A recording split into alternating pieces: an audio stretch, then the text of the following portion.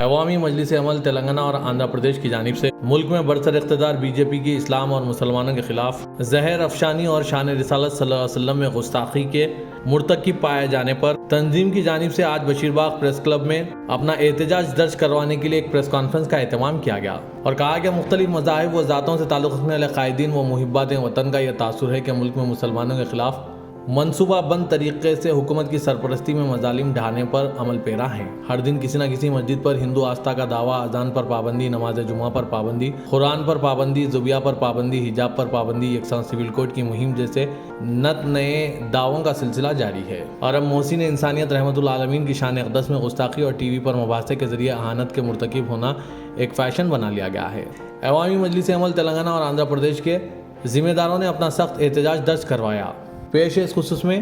ان کے خیالات۔ Bureau report سیاست.com۔ ہمارے ان این آر آئیز پر ہوگا جو وہاں پر کام کر رہے ہیں۔ آپ نے تو 2 شب کہہ دیے توہین کے اندر، لیکن یہ شب پورے ملک کی معیشت کی تباہی کا سبب بن گئے ہیں۔ آپ یہ چاہتے ہیں کہ مسلمان کو تکلیف دیں تو جسمانی طور پر آپ جتنی تکلیف دینا چاہتے ہیں مسلمان کو تکلیف دیجئے، مسلمان سہ لے گا، برداشت کر لے گا۔ لیکن کسی بھی مذہب کے بڑے لوگوں کو، جن کو دنیا آئیڈیل کے طور پر مانتی ہے، ان کی توہین کرنا یا کوئی بھی مذہب برداشت نہیں کرتا۔ تاریخ کی ایک بات میں آپ کو بتلانا چاہتا ہوں کہ 1450 سال کی تاریخ میں اور انڈیا کے اندر مسلم امپائر جو حکومت کیے ہیں 1000 سال کی تاریخ میں،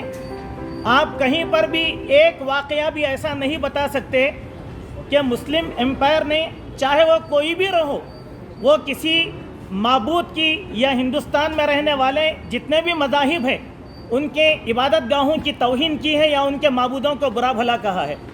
ایسی تاریخ میں ایک مثال بھی آپ قائم نہیں کر سکتے، نہیں بتلا سکتے۔ اس کا سبب یہ ہے کہ قرآن نے مسلمان کو اس سے منع کر دیا ہے، کہا کہ تم کسی کے بھی معبودوں کو ہرگز گالی مت دو، اگر تم ان کو برا کہو گے تو وہ اللہ وحدہ لا شریک کو بلا کہیں گے۔ اسی لیے آپ دیکھیں گے کہ ان لوگوں کی توہین کے باوجود بھی ہم دوسرے مذاہب کے لوگوں کو برا بھلا نہیں کہتے۔ میں یہاں پر یہ بات بھی آپ کو بتا دینا چاہتا ہوں کہ مسلمانوں کا اور غیر مسلموں کا، چاہے وہ ہندو ہوں، سکھ ہوں یا عیسائی ہوں، بڑا اٹوٹ سمبند ہے اور بڑا گہرا تعلق ہے۔ ایسی سازشوں کے ذریعے سے ان کے تعلق کو ہرگز توڑا نہیں جا سکتا۔ میں گزارش کرتا ہوں اس پریس میٹ کے ذریعے سے کہ سارے کے سارے سیکولر بھائی، چاہے وہ ہندو ہوں یا سکھ ہوں، سب لوگ اٹھ کھڑے ہوئے ہوں اس بات کے لیے کہ آج پروفٹ محمد کی توہین کی گئی، کل کسی اور کی بھی توہین کی جائے گی۔ یہ مت سمجھیے کہ کل کرسچنوں کا نمبر نہیں آنے والا ہے، یہ مت سمجھیے کہ کل گرو نانک کے خلاف ہرگز نہیں بولا جانے والا ہے۔ جب یہ لوگ اتنی جرأت کر سکتے ہیں تو گرو نانک کے خلاف بھی بولیں گے اور عیسیٰ علیہ السلام کے خلاف بھی بولیں گے، کیونکہ یہ مخصوص طبقے کا کام ہے دلوں کو توڑنا، ان کا کام دلوں کو جوڑنا نہیں ہے۔ اس سے براہ راست نقصان سیدھے ہماری معیشت کو ہوگا، ہمارے این آر آئیز کو ہوگا۔ ابھی آپ دیکھیں کہ صرف 2 شبد اس نے کہا ہے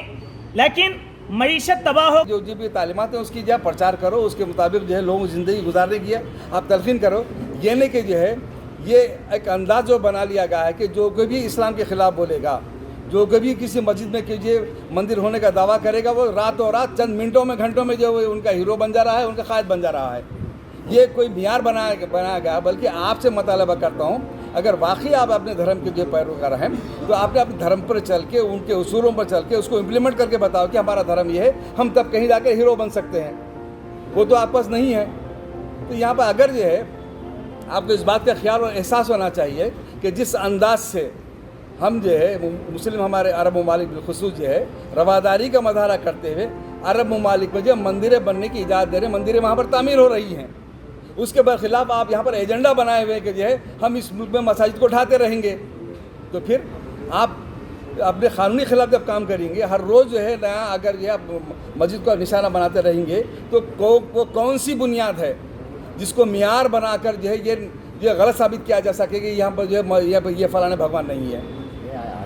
एजेंडा बात करें। आज के एजेंडा ये इस अंदाज से बात की। అవామీ మజ్లిస్ ఈ అమల్ అదేవిధంగా తెలంగాణ బహుజన ఫ్రంట్ అదేవిధంగా రాజ్యాధికార పార్టీ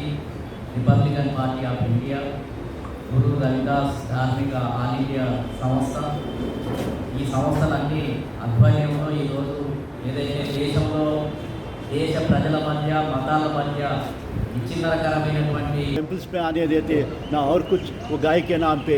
या अपना लिंचिंग के नाम पे हर रोज़ कोई ना कोई बीजेपी गवर्नमेंट आए जब से ये चलते जा रहा, इसको किसी कहीं ना कहीं तो इसका अंत होना ही चाहिए। तो ज़रूर आते से इलेक्शंस में